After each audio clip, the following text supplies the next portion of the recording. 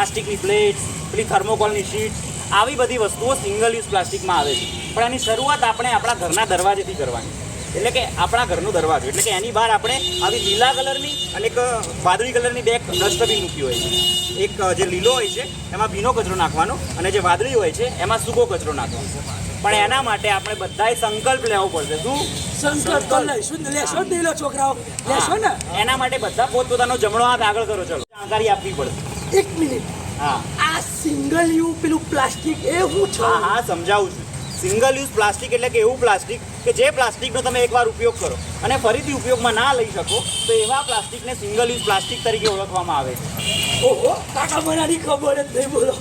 એ તો ઠીક, પણ આની અંદર હું આવે એ બોલ, આ તો મેં વિચાર્યું બી નહીં હોય એવું લાવે છે. બોલો, શું લાવે છે? ખબર શું લાવે?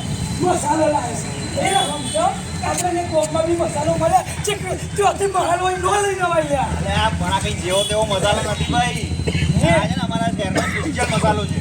તે એવું તો હું ચા મારવામાં એવું છે, તું ખાલી કરમ સુંગર ને સ્વચ્છ રાખી. ભારત માતા કી જય. Thank you so much.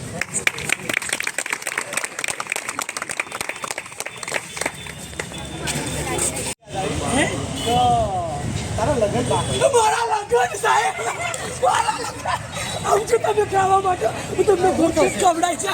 મારા લગ્ન કાકા છોકરી કોણ છે? કોણ નામ તો કો જરા. તારું મોં બંધ કર, લાલ ટપકા છે. લે નામ તો મળવા દે. નામ બાપુ છે ને, આ પેલા 35-40 પહોંચી જાય પછી ને માઢા રહી જાય ને, આ એમાંનો જ લાગે. એ ભાઈ હું વાઢો છું પણ ગયડો નથી. હું ખાલી 35 વર્ષ.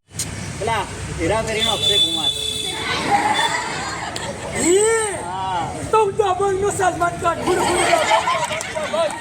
પેલા કોઈ અને હું રિતિક રોશન.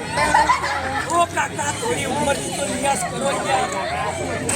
શરમ આવે છે? કાકા જુઓ, મોઢું ધોયા કે સલમાન ખાન, અક્ષય